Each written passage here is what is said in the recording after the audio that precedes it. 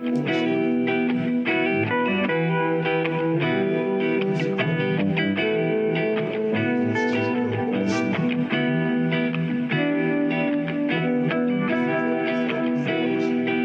meditated.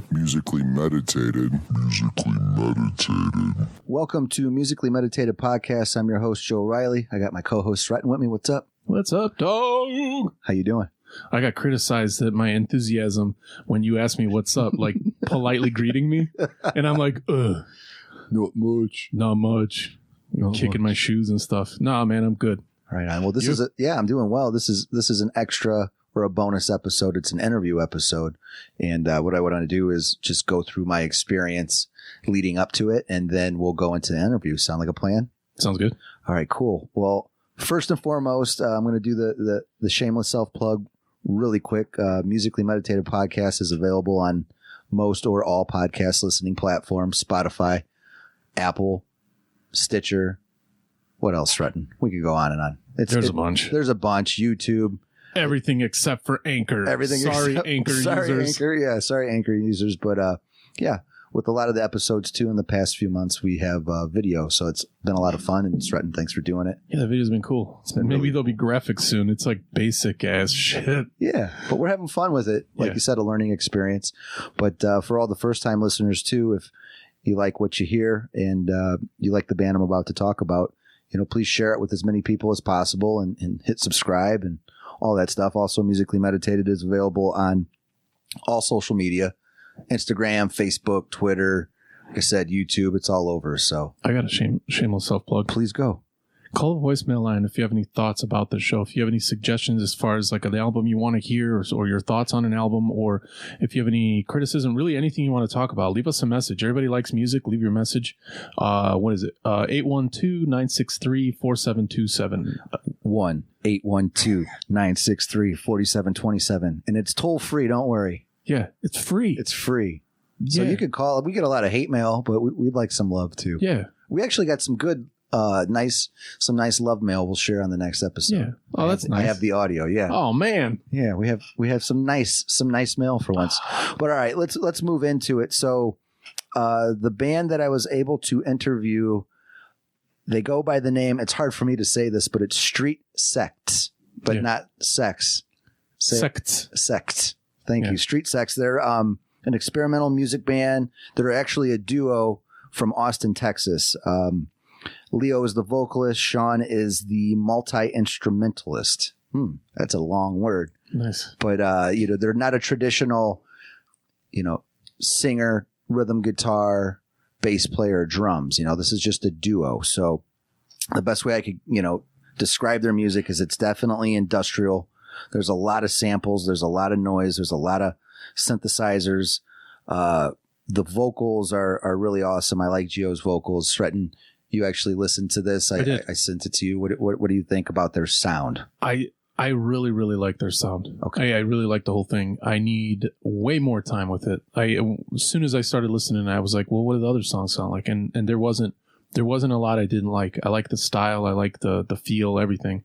I don't know if I can get too in depth, but I like the singing. I like the instrumentals. I like that stuff. Okay. And then the absence of instrumentals, the absence of singing, I really enjoyed too. So cool. All the beats and yeah, they're definitely for fans of Nine Inch Nails, KMFDM, Ministry, Prick, Big Black, Death Grips, Marilyn Manson, people that really like black metal, and then as far as electronic music goes, Venetian Snares, Aphex Twin, a lot of older gabber stuff, more aggressive electronic music. And then as far as a little grindcore-ish, I get a little bit of agoraphobic nosebleed from these guys too. Like, so all of these different elements, and not to forget Youth Code, but definitely a lot of Nine Inch Nails. Did you say agoraphobic nosebleed? Agoraphobic nosebleed. Yeah, they're awesome. I always wait for that one band name that gets me. Because I would say what's kind of similar to agoraphobic nosebleed is they have a drum machine, and it's a grindcore band, and I know Scott Hall from Pig Destroyer was like his little side project, but they're awesome. But a lot of the drums, like the electronic drums in this, is kind of I don't know. It's very aggressive. You know, there's grindcore, blast beat kind of sound. And another one too is Igor. Igor's I forget what country he's from, but he's from a European country, and he like blends the electronic music and the death metal and the black metal, and then what is it? Like Beethoven. What is that? Fifth Symphony? Yeah, like symphonic? Yeah, like symphonic, like old symphony stuff. So he blends all those classical together. Music, classical, sorry. thank you. But yeah, classical music. So if you like Nine Inch Nails, I'll just leave it at that. Check these guys out for sure. And the album that I'm talking about, it came out this year. It's called The Kicking Mule. Now they have other albums, and they did a bunch of splits too this year. They did something with Portrayal, Guilt. I can't think of who else off the top of my head, but compared to their earlier releases, this one is a better package. You know, I read somewhere that they took their time with this and they wanted to put out their best, you know, and I think it really embodies that, and it's awesome. Another thing too is the artwork is amazing. I don't know the artist's name. I know in the interview I mention it, but we didn't get back to that. So you know, I feel like with certain bands, the artwork really catches your attention, and it's like creepy. It's kind of like a modern animation. Like it almost reminds you of Frank Miller. What's the graphic novel? Oh, Sin City. Sin City. It's got like a Sin City vibe, and there's always like this creepy death character. There's always this theme of nihilism and just darkness, and like, you know, just kind of some sadomasochistic creepy shit going on. But I mean, it caught my eye when I first heard these guys a few years ago, and then this particular album cover, The Kicking Mule, is just amazing. So I'll move into what happened in my experience really quick. It was at the Sub T in Chicago. So that's what is that, Bucktown? Yeah, like Bucktown and Wicker Park. Yeah, you it's know? in that. Yeah, there's another. Yeah. It's around there. It's right there. It's like right on the corner of like North Milwaukee or North Ave, and North Milwaukee. Yeah. It's like, you know, where it gets a little crazy. Yeah. But that's where it was at. And we were going to do an interview before the show, but they were running a little bit late. So this was another post interview like we did with Birds and Row. So it was cool, you know, to get that element after the show. So I didn't know these guys at all. We were texting back and forth, but to get to see them perform and then take it all in and then get to interview them after it, it's a pretty neat experience. You know, in the future, we'll see if that happens again with other acts, but you get to be around while their energy is dropping. Yeah. But they're still like real fired up from the show and from cleaning up. Like even after they put everything away, you're still fired up. You still just performed. But then you try to sit down and kind of, I don't know. Yeah, I think it's a real special time to be interviewed or to get, you know, get an interview. Yeah, like a post thing. And like I said, these guys are a duo, so it's not a traditional band, but all of their own equipment was their own equipment. And not only that, like they had their own tour band, and they were about midway through, you know, at this particular Chicago show. And it's just like, it would just be like you and I going together and then bringing all of our own equipment. And they had a lot, you know, because their live show is really cool and it's really abrasive. There's a lot of strobe lights. They have fog machines. Gio, the lead singer, he's got a creepy vibe. So they flash so many, like the strobe lights are going so crazy in the fog. So like he kind of came out of the back and he would move around. So you would only get to see him in like sections. Oh, wow. And then every now and then he'd get very like confrontational. Like he wouldn't put his hands, but all of a sudden, like I was standing like more towards the front, and the next thing you know, he'd disappear, and then he was just next to the guy in front of me screaming in his face. I'm like, oh shit, you know, like you better stay on point. So it was creepy. Like it was, you know, it was You're very tense. Like it was anxiety driven. And then with this type of music too, like this industrial electronic thing, it's so loud. Right. It's super loud. Like it's in your face. It's a cool experience. The only other electronic shows or industrial, whatever you want to call it, noise that I've experienced is Death Grips at Riot Fest, but there was a lot of people there, but it was awesome. Somewhat similar. And Venetian Snares a few times at Reggie's. So this was my first experience with like an industrial or electronic sound, and it's awesome. There's something to be said. You know, it gets your blood going a little bit different, but it had like these elements. These guys definitely have an element of heavy metal and punk rock too. There's like that's a core, but they're doing something totally different. But their stage presence, the way that they performed and what they did was awesome too. It was awesome. Yeah. It was creepy. There's a lot of energy, and it's just it's in your face. So you better prepare yourself. I missed out. Yeah, you did. But like I said, they had their own tour bus, and I was able to do this interview post show, and like you mentioned, they had all their own equipment. They had to get rid of it, and the Subterranean was very time regiment. Like, okay, thanks, later. Get out. We got really. Yeah, it was like they had like a hip hop show or something coming on right after. So, I was like, get your stuff. I mean, these guys had all their own merch, everything. So what I'm getting at is you really have to respect the arts, and these guys hustle. I mean, especially a lot of these independent artists. Right. I mean, they're going across country like it's that. It's a grind. It's an intense grind. And for them to take time, I really appreciate it. And to go in their tour bus and see and just feel it, like it was pretty cool. Yeah. Like freelance podcast, freelance journalism here. Hi, I'm Joe Riley, freelance podcaster. Yeah, right. But so they had to get out. They had to get out of Sub T. So they're like, well, where were we? Like let's do this interview.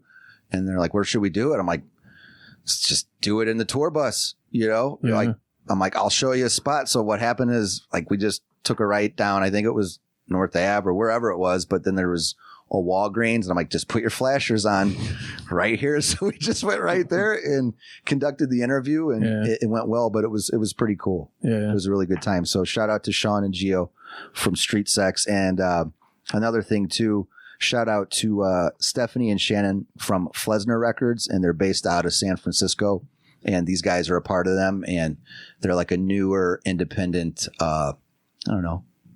label. Mm-hmm. Awesome record label with awesome other bands. So everybody check them out, and shout out to, like I said, Steph and Shannon, and all future endeavors. But it was a great time. The Kicking Mule is their new album. Everybody check it out.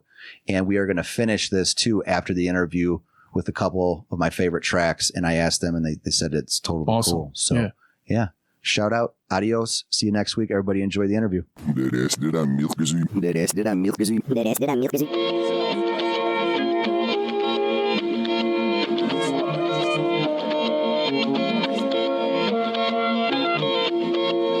All right, welcome to Musically Meditative Podcast. I'm your host, Joe Riley. I am in Chicago, and I'm with Street Sects from Austin, Texas, right, Shaun? That's correct. Yeah, you get that a little bit closer. That's correct. All right. Are you guys from Austin, born and raised? No, I want to say first, thank you for having us on this podcast. Thank you. No, I was born in Fort Myers, Florida, and Leo was born in upstate New York, but we met in Fort Myers. Right on. We moved to Austin in 2011, had a detour or two happen, and Leo left and then came back, and we essentially started Street Sects in 2013 with demos, and then got our first 7-inch out by 2014 and moved on from there. Awesome. You guys are about halfway through this American tour, right? Yes. And you guys had any past Chicago experiences, or is there anything about Chicago that comes to your head real quick that you remember? Any good times, any bad times? I hear Leo laughing in the back. Great food at the venues. I know that's an aside from the music, but we played Reggie's Rock Club in April on the Three Teeth and Horror tour, and we were impressed. They had the green room, they had that, and we also played at the Beat Kitchen on another tour. We toured once with the hip hop act Dialect, and great food there too, which I made a joke about the Beat Kitchen. I'm like, we'll see what this kitchen's all about, and it turns out it was actually great. It is pretty good. I love the Beat Kitchen. Not always the case throughout the U.S. Right on. Any? Go ahead. I was live at the first show that we played in Chicago at the fucking Guido Bar, where they had double booked with a hip hop show. I don't know if you remember that. The Grand Bar, the guy came over and like. Oh yeah. Oh, hey, hold on. Give the mic to Leo real quick. Leo, will you share that story real quick? Oh. Come on, man. You got it. The first time we played in Chicago was on our first tour. It was. Was that with Hyde? No, the first tour that we did with Hex Cult. Okay. And we had just had 1 or 2 7-inches out, and we played at this. I want to say it was called the Grand Bar. Okay, I've never heard of it. But yeah, it was like an early show. It was double booked on the same night as a hip hop show, and I think maybe 5 people came out to see us. But the people that were running it were like these old mafia types, and we started running the fog machines and the strobe lights. They freaked out, and the guy came over and like literally started like knocking our shit over, and like he broke one of the strobe lights actually. And the only people that were there were like horrible people that had come early from the hip hop show, and they were just standing there looking at us like, "What the fuck is this garbage?" It was horrible. It was really bad. Right on. Yeah, no, you brought it all back. That bar manager in the middle of our set, like during a song, you had to stop singing because he started arguing with you. And I look up from the keyboards, and I'm like, there's Leo arguing with someone like in the set because he had opened. Yeah, he had opened the door so the fog evaporated and went outside, and then I could see everything. And I'm like, that's great. There's another memory though. What's the place we played with Hyde? Smart Bar. Remember we played downstairs? We played this venue, Smart Bar, and we played the bottom floor of it, which I don't think they traditionally have bands there. It was more of like set up for DJs. Yeah, I've heard of Smart Bar, but it's more of like a DJ hip hop thing. Yeah. Well, we played there. Exactly. Yeah. Prince's backing band, The Revolution, was playing upstairs, and that was really neat. We could hear some of their set as we were going in and out. I actually talked to the bassist as we were loading out, and it was really an interesting time. Yeah. Awesome. As far as putting your music in a genre specific, is it safe for me to call it industrial noise punk rock? Because that's what I get out of it. People can call it whatever they like, really. I mean, we were calling it sample-driven punk, sample-driven hardcore for a while. Okay. I think it helps to get people into it. Right. I don't know that as we're writing things, we identify it as any one thing. Okay. As far as the songwriting process goes, you mentioned you did play guitar, or do you play multiple instruments? Yeah, multi-instrumentalist in the band. We were doing primarily electronic pieces before this new album, but our last EP, Rat Jacket, also had guitar. We just started incorporating it more. I played guitar also on the first full-length In Position, but I cut it up more in Ableton and Logic, Reason, and all of that, and so we would take old recordings we had made. I've been in bands with Leo for a long time, pretty much the only person I've ever written music with since I was 18. So back in 2002, 2003, and we've got recordings from way back in this band. What were your other band's names? Oh no, you don't want to go there? It's not an embarrassing name. It's just we've had people search out this stuff on this tour. Actually, we had someone bring the one and only 7-inch that we put out as that band, which was called A Soft Perversion. And I said that weird. We're both very tired. I should say in this interview, Leo and I, we just played a show in Chicago. We're both very tired and frazzled in the brain. That's how we do it on Musically Meditated, post-show interviews. Oh, my goodness. Just to get the full feel, but I appreciate you guys' time. That gritty realism.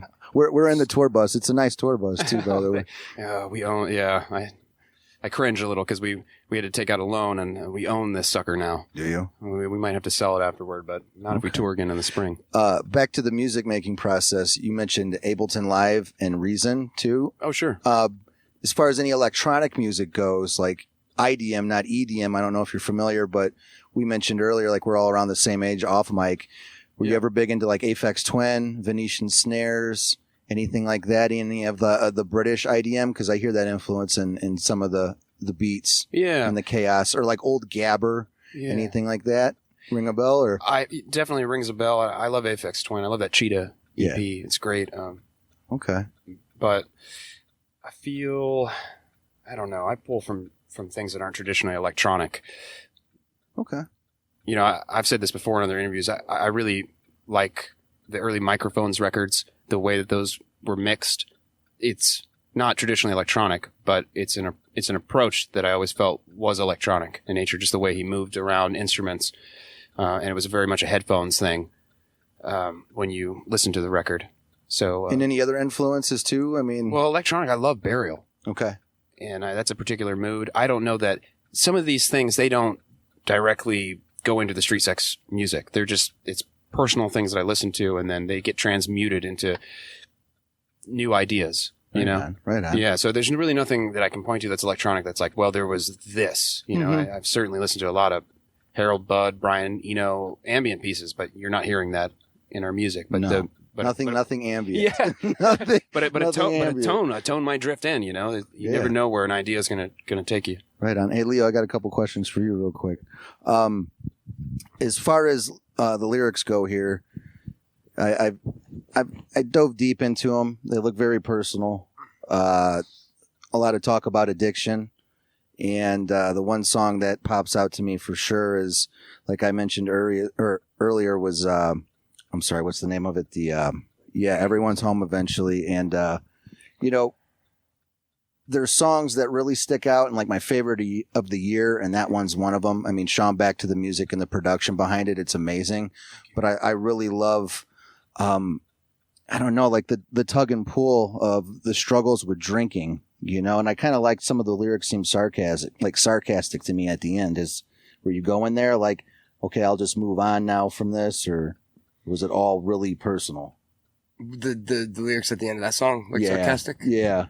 You mean about the having friends part? Yeah, the having friends part.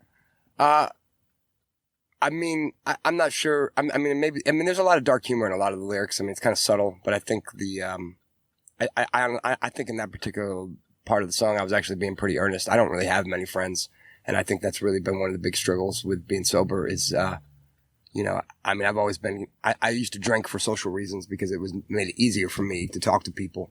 I've always been an introvert and keep to myself. And then, it was like getting sober. It's like, well, now I'm like normal enough to actually have friends. I couldn't have friends when I was a fucking drunk because nobody wanted to be around me. So now I'm kind of normal and I can actually, be around people and not make a fool out of myself or scare them away. But now that I am sober, it's like, I don't really want to make friends, Not that I don't want to have friends, but it's like the work that it takes to go out there and talk to people and mingle and develop those relationships with people. It's terrifying. And it's also, it just also kind of feels like unrewarding a lot of the time, right. Right. And so I think that was kind of less sarcasm and more just kind of real, like just being real. Yeah, just how I feel. Yeah, I feel you, because drinking is a huge social crutch for me too. And we're all in our 30s, and I'm getting to the point now where it hurts my body. The hangovers are worse, and you could wake up and not know what you did the next morning, like in the lyrics of that song too. You were pretty descriptive of your lips were messed up, and you didn't know where you're at. But yeah, that's it was a powerful song, guys. So I really appreciate it. Another question I have too: why so dark? Why nihilism? Why? You know what I'm saying? Like with the theme, from the artwork, we'll get into the artwork too. But why the dark side, Leo? I mean, is it? I know it's a vague question, but why focus on the harder times and not the lighter times in life? Is that just what comes out naturally? Yeah, I mean, it's definitely that. It's like, it's a combination of one. I mean, I try to write about what the music Shaun gives me, what it makes me feel. I mean, if Shaun gives me a song that makes me think of, sunshine and good times, I mean, I think I would try to write from that perspective. But he's, the songs that I think, the sounds that, I mean, that kind of, we gravitates to are more melancholy, more darker sounds. And it's also the reality. I mean, I'm not, we've built the life that we have for ourselves, so I'm not really trying to complain about it. But yeah. Like, we live in a fucking dump back home, and it's like, I mean, it's infested with fleas and rats, and it's like, in order to make this band work, I mean, we've kind of basically had to say, we don't want any kind of like decent life, I mean, you can't have that. You can't have that, like, at least we haven't been able to do that. That whole thing with the degree and the good job and the wife and the house and all that kind of stuff, that takes about as much effort as I think we would be able to do. That would be that or this. And so having this, it's like, I don't know. And then that combined with the fucking personal problems that Shaun and I have, I mean, the reality of our life isn't really one of like sunshine and happiness. The things that we are grateful for and we are happy for exist within this project. Right on. That's a great answer. That's what I was going to ask too. As far as the music goes, Shaun, when you make it, do you already have everything done? Then you give it to Leo? How does that work? Because the music is complex, but it's badass. But how does that work? Thank you. Some of the pieces on the Kicking Mule were almost in full. Not many though, and that's because we don't work in a room together like a traditional band does. So, which we are looking to change. Actually, that's something that we would like to try out. But sometimes I'll send just pieces of especially if they're going to get really complicated. And because I'm writing everything it'll start with drums, bass, maybe some sample work, and I'm trying to approach it from a not a traditional place. Okay. So if it's really strange, I don't know sometimes. I don't know sometimes if it has emotional resonance, especially if I'm working on music for a long time. Certainly loop-based music too. You get into a mode where you lose kind of your sight of what's going on, in the mix. Okay. Does that sound confused? No, I feel like No, you're really, good. You're good. It's Okay, great. It's okay. great, Leo. I got some more questions for you about the lyrics, man. In for a World of Hurt, I love the beautiful transition. Like it's the hush vocals, and it goes into then a failure in between defeats. I love how the music. I like with this album instead of your older stuff, you have hush moments and a little bit more chill, and then Leo's vocals complement it perfectly. I just love that. I hope that makes sense. But then a failure in between defeats, a little bit behind that quote. I mean, I guess it's another that negative, glass half empty kind of worldview. It's is it about like defeat and giving up a little bit? It's more just like the feeling that if things are going well right now, it's just because something really shitty is about to happen. So it's like that feeling of like, it's only going good because, I'm just in between the last fuck up and the next one. Okay. It's kind of like what I was kind of meaning in that. Right I on. mean, people can take it for obviously whatever. Yeah. And before it was worn, I love the line, if you want your money's worth, then open your mouth. I thought that was great, man. That's that's dark, but that's a good like tattoo or something. You might see that on someone. But yeah, I love it. Thanks. Yeah. And now let's transition into some pre-show rituals. Like I noticed before seeing you guys tonight, you had the fog machines, you had the strobe lights. Are there any weird things that you do before? Like I know you guys are sober now, but do you guys do anything, just goofy and weird, like stretch, yoga? I don't know. We've done a little bit of that for some shows when we have time. Tonight we were 3 hours late to load in. So we really only had time tonight to just rush around and barely get our shit together. I'm sure you could hear the vocals weren't even I thought it sounded on great. the first song because I couldn't get the mic to work. So we had all kinds of problems tonight, but sometimes we'll do like that kind of stuff, some like calisthenics and things like that to try to warm up. But a lot of times it's just like kind of throw and go, Right on, guys. Well, hey, thanks for your time. I know we tried to get something before the show, but we got something after. I really appreciate it. So everybody, please check out Street Sects, The Kicking Mule. It's a great album. It's one of my favorite this year. It's definitely going to be in my top 10. I'd say it's for fans of some more contemporary bands, 9 Inch Nails, I hear a lot of Big Black in this too with the noise, some Big Black and, Ministry. I mean, I'm a Chicago dude, there's some Ministry vibes there, but yeah, guys, thanks for your time. It's hard to get out of his spell. Yeah, right. Yeah, it is. But yeah, Shaun, thank you. And thank you, Leo, man. You guys have a great night. Yeah, you too, man. All right, man. You're taking time. All right, thank you.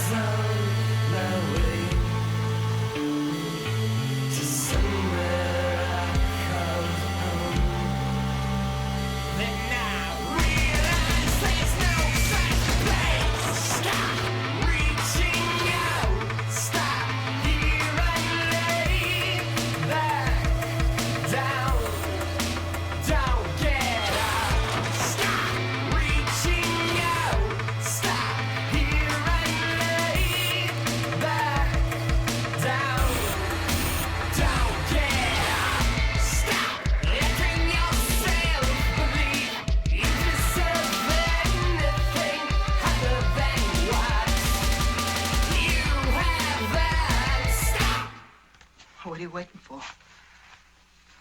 Put your money down and let's get on with it.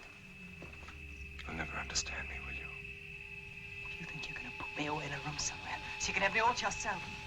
You tell me what to say and I'll say it.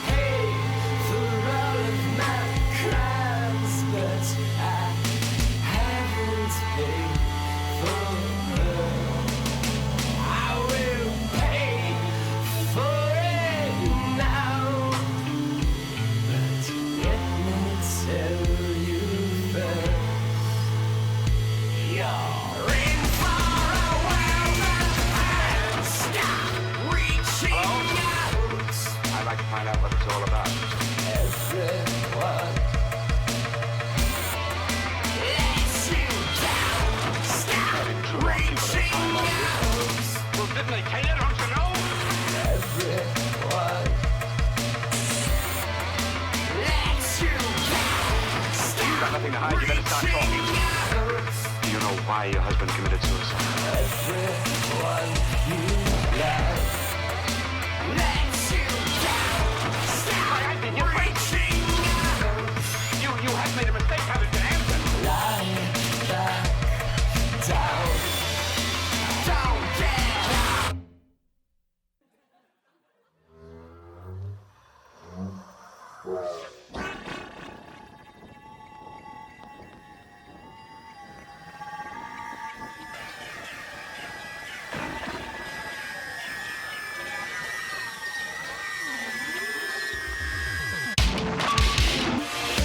Answer.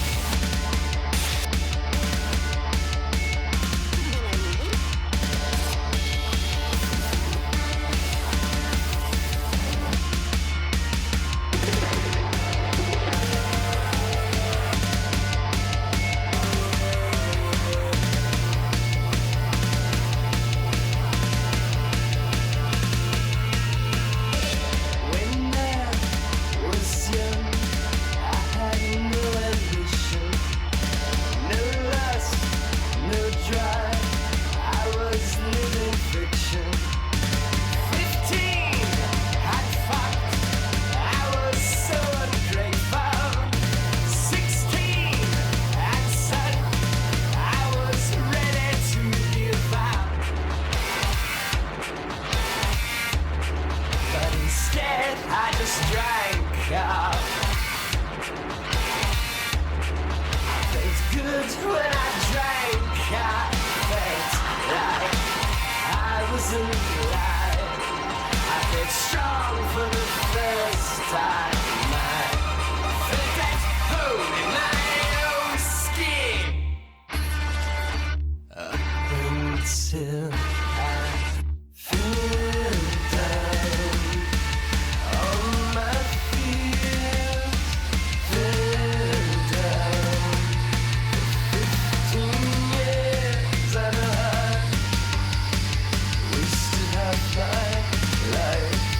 Don't get out.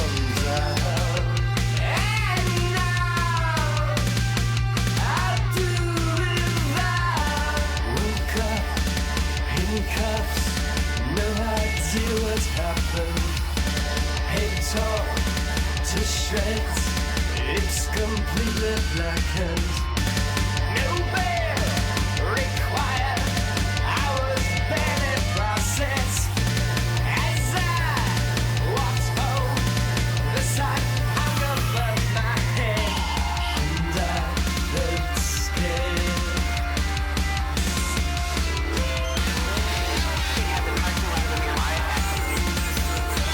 Tired and ashamed, I knew I couldn't help.